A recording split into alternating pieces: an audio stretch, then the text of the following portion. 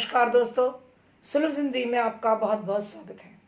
आज की वीडियो में हम बात करेंगे 23 सितंबर को राहु देव अपनी राशि परिवर्तित करने जा रहे हैं। अभी वो मिथुन राशि में विराजमान थे, जो अब वो वृषभ राशि में प्रवेश कर जाएंगे 23 सितंबर को। इसी तरह से केतु देव धनु राशि में विराजमान है और वो वृश्चिक राशि में प्रवेश कर जाएंगे 23 सितंबर को। तो आगे भी हम बात कर चुके हैं कि जब भी कोई बड़ा प्लैनेट, कोई बड़ा ग्रह जब अपनी राशि परिवर्तित करना है तो अपने प्रभाव बहुत ज़्यादा बदल लेता है। जैसे बृहस्पति देव का भी अभी मार्गी होने जा रहे हैं, उसके बाद 29 सितंबर को शनिदेव भी मार्गी होंगे। तो अभी इस महीने बहुत सारे चेंजेस आने वाले हैं, परंतु आज मैं बात करूंगी सिर्फ केवल राहु और केतु की। अब राहु जो है वो मृगशिरा नक्षत्र में है, अभी भी वो मृगशिरा नक्षत्र में ही रहेंगे। मृगशिरा नक्षत्र मंगल देव का है और वो टॉरस यानी कि दो नंबर राशि वृषभ राशि में प्रवेश करने जा रहे हैं। जो इस राशि, ये शुक्र की राशि है और इस राशि में चंद्रदेव उच्च के होते हैं। तो यहाँ पर राहु देव पर मंगल और चंद्रमा दोनों का प्रभाव रहेगा। राहु देव मिथुन में उच्च के होते हैं और वृषभ राशि में भी उच्च के होते हैं। कुछ ग्रंथों में मिथुन राशि में ज़्यादा महत्व दिया गया है, ये मिथुन में बताया है कुछ ग्रंथों ने कि उच्च के होते हैं, और कुछ ग्रंथों में टॉरस में यानी कि वृषभ राशि में बताया है। परंतु मैं यहाँ कहूँगी कि मिथुन में उच्च के होते हैं, परंतु टॉरस में यानी वृषभ राशि में भी ये शुभ प्रभाव देते हैं। इसी तरह से केतुदेव का भी है। केतुदेव भी 9 में ज़्यादा शुभ प्रभाव देते हैं 8 के मुकाबले, क्योंकि केतुदेव 9 नंबर राशि जो है वो बृहस्पति देव की है और वृश्चिक राशि है वो मंगल देव की है। तो मंगल देव के साथ केतुदेव बहुत अच्छे नहीं रहते, यानी बहुत अच्छा प्रभाव नहीं देते, परंतु धनु राशि में बहुत ही शुभ प्रभाव देते हैं, क्योंकि वो गुरु और शिष्य एक समान, यानी कि जो शिष्य है वो गुरु के घर में आ जाते हैं। तो यहाँ बृहस्पति के घर में केतुदेव बहुत ही शुभ प्रभाव देते हैं, शुभ रिजल्ट देते हैं। अब बात करती हूँ कि केतुदेव और राहुदेव की नाम सुनते ही लोग घबरा जाते हैं। मतलब अगर बात की जाए या कही जाए, जैसे मान लीजिए कोई व्यक्ति कुंडली दिखाने जाता है और ज्योतिष कह देते हैं, या ज्योतिषाचार्य कह देते हैं कि आपकी राहु की दिशा जो चल रही है, तो राहु का नाम सुनते ही घबरा जाते हैं। परंतु ऐसा नहीं है, क्योंकि राहु देव एक ऐसे ग्रह हैं, इनके बारे में एक कहावत भी है कि जिसे राहु तारे उसे कौन मारे, और जिसे राहु मारे उसे कौन तारे। तो इसलिए राहु देव अगर कुंडली में बहुत ही शुभ होकर बैठे हैं तो व्यक्ति जीवन में बहुत ही ऊंचाइयां छू लेता है। तो राहु देव के लिए हम आज सिर्फ इतना ही बात करेंगे, क्योंकि ये राहु का चर्चा बहुत, राहु के ऊपर अगर हम चर्चा करेंगे तो ये बहुत बड़ी हो जाती है। तो हम आज सिर्फ इतनी चर्चा करनी है कि राहु देव का जो राशि परिवर्तित हो रहा है 12 राशियों पर क्या प्रभाव पड़ेगा। तो जब राहु देव राशि परिवर्तित करके आएंगे तो प्रत्येक राशि पर इसका अलग अलग प्रभाव पड़ेगा, किसी पर भी समान प्रभाव नहीं होगा, क्योंकि हर एक लगन के अनुसार से ग्रह का जो परिवर्तन है, ग्रह का स्थान है वो बदल जाएगा। तो राशि तो वही रहेगी, लेकिन स्थान बदलने के कारण प्रभाव भी अलग अलग ही आएगा। तो इस तरह से हम बात करते हैं 12 राशियों पर प्रभाव की। सबसे पहले बात करूंगी मैं मेष राशि की। मेष राशि में राहु देव तीसरे भाव से दूसरे भाव की ओर आ रहे हैं। तो तीसरे भाव में राहु देव भी बहुत शुभ प्रभाव देते हैं, मिथुन में तो वैसे ही शुभ है, और अब आ रहे हैं दूसरे भाव में। दूसरे भाव में भी मेष राशि के लिए अति उत्तम होगा, क्योंकि यहाँ पर धन में बहुत वृद्धि होने वाली है। धन के भाव में आ रहे हैं, धन में वृद्धि के साथ साथ 8वें भाव में केतुदेव हैं। तो केतुदेव यहाँ क्या कराएंगे, ज्ञान में वृद्धि कराएंगे। यदि कोई एस्ट्रोलॉजर की कुंडली में ऐसा योग बन रहा है तो वो रिसर्च बहुत अच्छी कर सकते हैं। उनके लिए एजुकेशन ग्रहण करने के लिए, रिसर्च करने के लिए समय बहुत अच्छा है। परंतु अब ये दूसरा भाव है, ये परिवार का भाव है, तो पारिवारिक मतभेद हो सकते हैं, पारिवारिक कलह हो सकती है।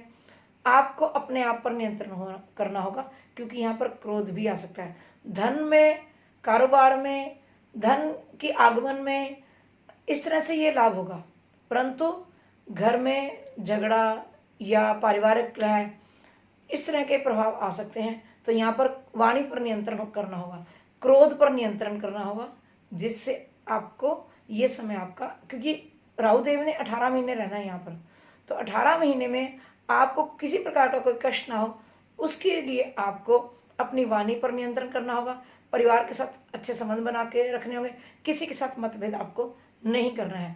आप क्या करें, माथे पर रोज चंदन का तिलक लगाएं और साथ में सरस्वती का पूजन करें, आपके लिए बहुत ही मददगार होगा।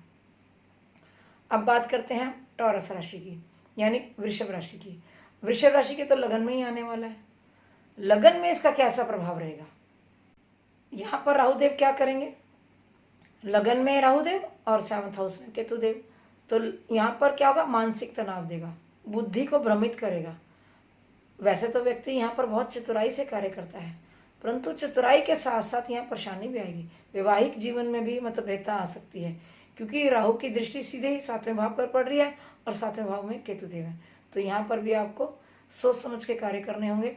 वैसे तो यहाँ पर व्यक्ति की जब राहुदेव होता है ना, तो इंसान क्या कुछ सीखने की बहुत जिज्ञासा रखता है, एम्बिशियस बहुत बना देता है, इच्छाएं बहुत जगा देता है। व्यक्ति बहुत कुछ करना चाहता है परंतु कर नहीं पाता, निर्णय कई बार गलत हो जाते हैं, यहाँ पर निर्णय लेने में देरी हो जाती है। तो इस तरह से राहुदेव यहाँ पर भ्रमित करेंगे। चतुराई के साथ साथ, चतुराई भी देते हैं लेकिन चतुराई के साथ साथ मानसिक तनाव भी यहाँ पर देंगे। तो यहाँ पर आपको बचना है, सबसे पहले वही दोबारा से सरस्वती का पूजन करना है, और साथ में आपने क्या करना है, 1 किलो जौ लेने हैं, 2 किलो दूध से धोने और उसे जल प्रवाह करना है। तो यहाँ पर राहुदेव आपके लिए शुभ प्रभाव दे सकते हैं, परंतु आप ध्यान रखें, ये साथ में उपाय करें जो मैंने आपको जौ का बताया है, सरस्वती का पूजन करें और अपनी बुद्धि पर नियंत्रण करें, गलत कामों में ना करें, क्योंकि ऐसे व्यक्ति व्यसनों में जा सकता है। तो इस तरह से आप अपने आप पर भी नियंत्रण करें। अब बात करते हैं मिथुन राशि की। मिथुन राशि के 12वें भाव में राहुदेव आ रहे हैं और 6ठे भाव में केतुदेव आ रहे हैं। तो सबसे पहले केतुदेव 6ठे भाव में बहुत हलचल मचा देते हैं। 12वें भाव में राहुदेव भी खर्चे बढ़ाएंगे। सबसे पहले यहाँ पर परेशानी का कारण हो सकता है, आपके खर्चे बढ़ सकते हैं, इन्वेस्टमेंट गलत जगह हो सकती है। तो आपने ध्यान से संभल कर इन्वेस्टमेंट करनी है, सोच समझ कर ही कहीं पैसे लगाने हैं। एफडी करानी है तो आप एफडी में इन्वेस्टमेंट कर सकते हैं, वो आपके लिए बेहतर होगी। परंतु यदि कोई व्यापार में इन्वेस्टमेंट करनी है, कहीं भी इन्वेस्टमेंट करनी है, साझेदारी करनी है, तो बहुत सोच समझ के करें, क्योंकि यहाँ पर आपके धन का नुकसान हो सकता है। आपको संभल कर चलना होगा, स्वास्थ्य की भी हानि हो सकती है, जो आपके शत्रु हैं वो भी आपको परेशान कर सकते हैं। तो आपको यहाँ पर संभलना होगा। यहाँ पर आपको राहुदेव को शुभ करने के लिए आपको मंगल की मदद लेनी होगी। उसके लिए आप क्या करें, एक लाल कपड़े का छोटा सा सराना बना लें, ऐसे छोटी सी तकिया सा बना लें, मतलब डबल करके लाल कपड़े को फोल्ड करके उसके अंदर छोटी सी सरानी बनाकर उसके अंदर ना 400 ग्राम सौंफ रख लें। सौंफ रख के उसको पिल्लो सा बना लेना है आपने, और वो अपने बेड के नीचे या आप तकिए के नीचे आप रखें। इसके अलावा आप सज धज कर रहें, बिल्कुल गंदे वस्त्र ना पहने, क्योंकि राहुदेव और केतुदेव, यदि व्यक्ति यहाँ पर 6 और 12 में, आप समझ लीजिए कि 6वें भाव में केतुदेव है और 12वें भाव में राहुदेव है, यदि आप सज धज कर रहते हैं तो आपको केतुदेव भी आपको शुभ प्रभाव देंगे, राहुदेव भी आपको शुभ प्रभाव तभी देंगे। फिर भी संभल कर चलें, ध्यान रखें, अपनी इन्वेस्टमेंट सोच समझ कर करें, क्योंकि यहाँ पर धन का नुकसान हो सकता है, खर्चे अधिक बढ़ सकते हैं। कर्क राशि वालों के लिए, इनके लिए अति शुभ समय है, क्योंकि इनका 11वें भाव में आने वाला है, तो 18 महीने इनके 11 भाव में रहने हैं। 11वें भाव में राहुदेव बहुत ही शुभ प्रभाव देते हैं। यहाँ पर इनको व्यापार में लाभ होगा, आय में लाभ होगा, हर तरह से इन्हें लाभ हो सकता है, परंतु इन्हें कष्ट हो सकता है इनके भाई और बहनों को, यानी जो इनसे बड़े भाई और बहन है उन्हें कष्ट हो सकता है। तो उनके लिए आपको क्या करना होगा, अपने सिरहाने मूली रखनी है और मूली का दान करना है। बाकी आपके जो 18 महीने हैं आपके व्यवसाय के लिए, आपके लाभ के लिए, यदि आपका कोई काम रुका हुआ है तो आपके सभी काम इस दौरान 18 महीने में आपके पूर्ण हो जाएंगे। तो आपके लिए यहाँ पर अति शुभ है। सिंह राशि के 10वें भाव में राहुदेव आ रहे हैं, तो यहाँ इनके लिए भी शुभ है, व्यापार में उन्नति हो सकती है। अगर कोई कार्य रुका हुआ है तो कार्य हो सकता है। अगर आपको कोई नया प्रोफेशन शुरू करना है, नया बिजनेस स्टार्ट करना है तो आप कर सकते हैं। यदि आपकी नौकरी छूट चुकी है तो आपकी नौकरी मिल सकती है। यहाँ पर सिंह राशि वालों के लिए या सिंह लगन वालों के लिए बहुत अच्छा रहेगा। परंतु यहाँ पर क्या, राहु देव की 5वीं दृष्टि सेकंड भाव पर आएगी, तो यहाँ पर भी इन्हें वाणी को कंट्रोल रखना होगा। इन्हें सोच समझकर या ये मैं कहूँगी अब्यूजिंग लैंग्वेज यूज़ नहीं करनी है, गाली गलौच नहीं करना है, जिससे राहु का प्रभाव भी अशुभ हो सकता है। तो यहाँ पर भी राहु को शुभ करने के लिए आप यहाँ पे सरस्वती का पूजन करें, जो आपके लिए शुभ होगा। इसके अलावा आप घर में चांदी के बर्तन में शहद डाल के रख सकते हैं, जिससे भी आपके लिए ये 18 महीने आपके लिए अति शुभ निकलेंगे। प्रोफेशन के लिए तो आपके लिए बहुत बढ़िया रहेगा ये समय। सिंह लगन वालों के लिए दुर्गा सप्तशती का पाठ करना चाहिए। अब बात करती हूँ कन्या लगन की। कन्या लगन के 9वें भाव यानी कि भाग्य भाव पर राहुदेव आने वाले हैं और तीसरे भाव में केतुदेव। वैसे तो राहुदेव जब 9वें भाव में आ जाते हैं तो व्यक्ति धर्महीन हो जाता है। तो यहाँ पर यही कहेंगे कि सच का पालन करें, सत्य का पालन करें, धर्म का पालन करें, अपने पथ से पथभ्रष्ट न हों, क्योंकि यहाँ पर ऐसे में क्या होता है, व्यक्ति पथभ्रष्ट हो जाता है। यदि आप व्यापार में, किसी कार्य में किसी के साथ चोरी करते हैं, ठगी करते हैं, एक बार तो आपके पास धन आ जाएगा, आप ऊंचाइयां छू लोगे, लेकिन दूसरी बार क्या होगा, आप जमीन पर जा गिरोगे। तो इसलिए यहाँ पर जिसका भी कन्या लगन है वो आप समझ लीजिए कि उनके धर्म भाव यानी कि 9वें भाव में जो ये बृहस्पति का भाव है, इस भाव में राहुदेव रहने वाले हैं। राहुदेव बृहस्पति के शत्रु हैं, मित्र नहीं है। तो यहाँ पर बृहस्पति देव को शुभ करने के लिए, क्योंकि राहुदेव बृहस्पति के भाव में आ रहे हैं, तो बृहस्पति देव अशुभ प्रभाव ना दें, इसलिए आप सत्य का पालन करें, सच बोलें और धर्म का पालन करें, धर्म के रास्ते में चलें, तो आपके लिए अति शुभ होगा। बड़ों का सम्मान करें, बड़ों का अपमान बिल्कुल भी ना करें, इस बात का ध्यान रखें, तो आपको भी लाभ होगा। नहीं तो 18 महीने यदि आप अधर्म का पालन करेंगे तो आपको क्या होगा, बहुत सारे विचलित, आपका जीवन विचलित हो जाएगा 18 महीने के लिए, क्योंकि आपको क्या होगा, कहीं आना जाना लगे रहेगा और अननेसेसरी आपके जो इधर उधर आना जाना होगा, जो आपके लिए लाभदायक नहीं होगा। यानी कि आपको यात्राएं करनी पड़ सकती हैं, परंतु उन यात्राओं का बहुत ज़्यादा फायदा नहीं होगा यदि आप अधर्म का पालन करते हैं, क्योंकि ये समय आपके लिए थोड़ा सा डिफिकल्ट है। तो इसलिए आप क्या करें, धर्म का पालन करें और बड़ों बुजुर्गों की सेवा करें, बड़ों का आदर करें। तुला राशि वालों के लिए इनके 8वें भाव में राहुदेव आने वाले हैं। 8वें भाव में राहुदेव की दृष्टि 5वीं दृष्टि है 12वें भाव पर और 7वीं दृष्टि है दूसरे भाव पर। तो यहाँ पर क्या, सबसे पहले आप समझ लीजिए कि 8वें भाव में राहु है, तो यहाँ पर 8वें भाव के कारकत्वों से रिलेटेड स्वास्थ्य हानि हो सकती है, यानी कि व्यक्ति बीमार हो सकता है। इसके अलावा आपके अननेसेसरी खर्चे बढ़ सकते हैं, आपको अपने खर्चों पर नियंत्रण करना होगा। इसके अलावा आपके साथ परिवार के साथ संबंध बिगड़ सकते हैं, मित्रों के साथ संबंध बिगड़ सकते हैं, पारिवारिक झगड़े हो सकते हैं, पारिवारिक मतभेद हो सकते हैं। तो आपको इन सबसे बचना होगा। इन सबसे बचने के लिए आपको क्या करना है, चंदन का इत्र का प्रयोग करना है। और इसके अलावा आप राहु के लिए, क्योंकि राहु 8वें भाव में भी आपको हलचल मचा के देंगे, आपके लिए ये समय थोड़ा डिफिकल्ट पीरियड होगा। आपके लिए ये कहें कि डिफिकल्ट सिचुएशन है आपके लिए ये 18 महीने, थोड़ा आपको संभल कर चलना होगा। आपके लिए एक और उपाय बता रही हूँ, 8 खोटे सिक्के 8 दिन लगातार जल प्रवाह करें, ताकि आपको राहुदेव अशुभ प्रभाव ना दे। ये वाला जो समय है आपके लिए थोड़ा क्रिटिकल है, थोड़ा डिफिकल्ट पीरियड है, थोड़ा आपको संभल कर चलना होगा। वृश्चिक राशि वालों के लिए इनके 7वें भाव में राहुदेव आ रहे हैं और केतुदेव लगन में आ रहे हैं, तो इनके लिए भी ये समय मैं कहूँगी बहुत अधिक शुभ नहीं होगा। आपको संभल कर चलना होगा, किसी के साथ साझेदारी नहीं करनी, किसी के साथ व्यापार नहीं करना, इस दौरान आराम नहीं करना। यदि आप पहले व्यापार कर रहे हैं, यानी किसी के साथ आप पहले व्यापार कर रहे हैं, तो वो आप चलने दीजिए, उसको नहीं, आपने ब्रेकअप नहीं करना है, किसी के साथ साझेदारी नहीं तोड़नी है।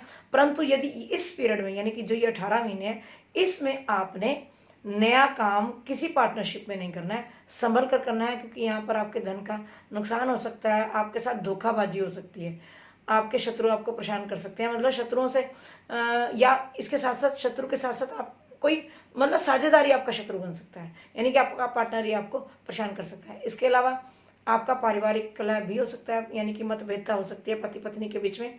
तो ये वाला पीरियड भी आपके लिए संभल कर चलना होगा। आपके लिए अच्छा रहेगा कि आप दुर्गा सप्तशती का पाठ करें।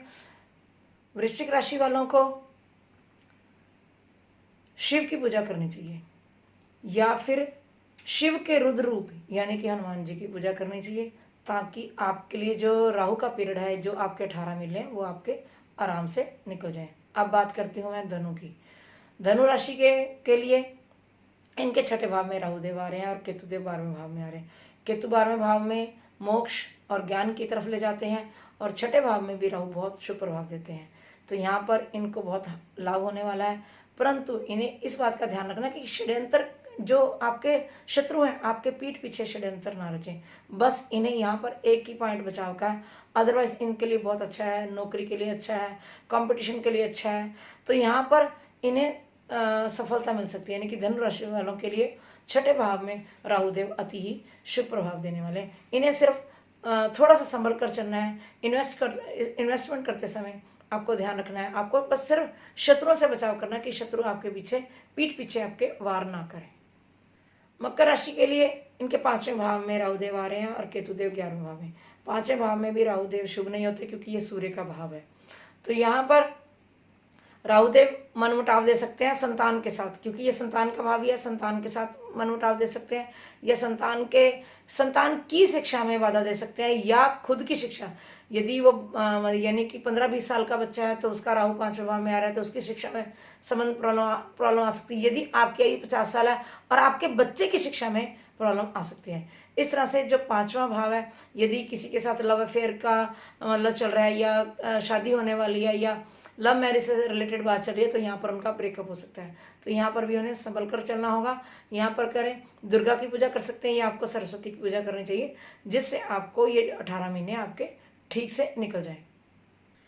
कुंभ राशि के लिए चौथे भाव में बन रहा है, चौथे भाव में राहुदेव आ रहे हैं और केतुदेव 10वें भाव में आ रहे हैं। तो यहाँ पर चौथे भाव में जो राहु है, यहाँ पर चौथा भाव चंद्रमा का भाव है और ये पानी का भाव है। यहाँ पर क्या है, चंद्रमा क्योंकि पानी का कारक है। तो राहुदेव क्या करते हैं, यहाँ पर पाप ना करने की कसम खाते हैं। पाप नहीं करेंगे ये तो बात है, तो क्या शुभ भी करेंगे? तो ये जरूरी नहीं है कि राहुदेव यहाँ शुभ ही करेंगे। यहाँ पर क्या हो सकता है, मानसिक अशांति हो सकती है, क्योंकि चंद्रमा को ग्रहण भी लगाते हैं राहुदेव। तो मानसिक अशांति के साथ साथ माता की तबीयत भी खराब हो सकती है, यानी कि माता को भी ये जो समय होगा ये आपको संभल कर चलना होगा, उनके माता का भी सेहत का ध्यान रखना होगा। आप राहुदेव के लिए साथ साथ में छोटे छोटे उपाय करते रहें। साथ में आपको गंगा स्नान करना होगा, क्योंकि इस समय जो है कोरोना काल में हम गंगा स्नान नहीं कर सकते हैं। तो आपको क्या करना होगा, यदि आपके घर में गंगा जल है तो आप नित्य रोज नहाते समय पानी में थोड़ा गंगा जल डाल लें। साथ ही साथ आप साबुत धनिया होता है, वो 400 ग्राम साबुत धनिया महीने में एक बार, मतलब मास में एक बार आप साफ पानी में जल प्रवाह कर दिया जाए, ताकि आपको चौथे भाव का जो राहु है आपको शुभ प्रभाव दे, आपको अशुभ प्रभाव ना दे। मीन राशि के लिए इनके तीसरे भाव में राहुदेव आ रहे हैं। तो अब बात कहूँगी इनके लिए बहुत शुभ है, क्योंकि तीसरे भाव में, छठे भाव में और 11वें भाव में राहुदेव बहुत ही शुभ प्रभाव देते हैं। तो तीसरे भाव में राहुदेव बहुत शुभ प्रभाव देने वाले हैं, क्योंकि केतुदेव भी 9वें भाव में है। 9वें भाव में केतुदेव भी बहुत ही शुभ प्रभाव देते हैं। यहाँ पर सिर्फ इन्हें एक ही बात कहूँगी कि धर्म का पालन करें। वैसे तो केतुदेव यहाँ पे बहुत ही धर्म का पालन कराते हैं, व्यक्ति बहुत ज़्यादा धार्मिक हो जाता है। तो यहाँ पर भी यदि ये, क्योंकि लगन कुंडली भी हमें देखनी है, क्योंकि लगन कुंडली में केतुदेव तो नहीं होंगे ना 9वें भाव में, तो व्यक्ति शायद धार्मिक ना हो। तो यहाँ पर 18 महीने के लिए आप यदि धर्म का पालन करते हैं तो आपके लिए अति शुभ होगा, क्योंकि तीसरे भाव में आप जो राहुदेव है वो मेहनत कराएंगे, व्यक्ति को कर्मठ बनाएंगे। व्यक्ति मेहनत से यानी एफर्ट्स लगाएगा काम करने के लिए। तो जब व्यक्ति एफर्ट्स लगाता है, मेहनत करता है, तो परमात्मा उसका साथ देता है और वो जीवन में सफल होता है, उसे आय में उसकी वृद्धि होगी। तो यहाँ पर तीसरे भाव में मीन राशि वालों के लिए अति शुभ होगा। सिर्फ उन्हें धर्म का पालन करना है, किसी के साथ चोरी, ठगी या किसी प्रकार का भी कोई गलत निर्णय या गलत कार्य नहीं करना है। गलत रास्ते में यानी कि नैतिक मूल्यों को अपनाना है, अनैतिक मूल्यों को नहीं अपनाना है। तो ये था 12 राशियों का विवरण। उम्मीद है आपको मेरी जानकारी ये राहु के बारे में आपको पसंद आई होगी। अब दीजिए इजाजत, मैं फिर से हाजिर होंगे आपके सामने एक नए विषय और नई जानकारी के साथ। तब तक देखते रहिए सुलभ जिंदगी। माता रानी आप सबको सुखी रखे।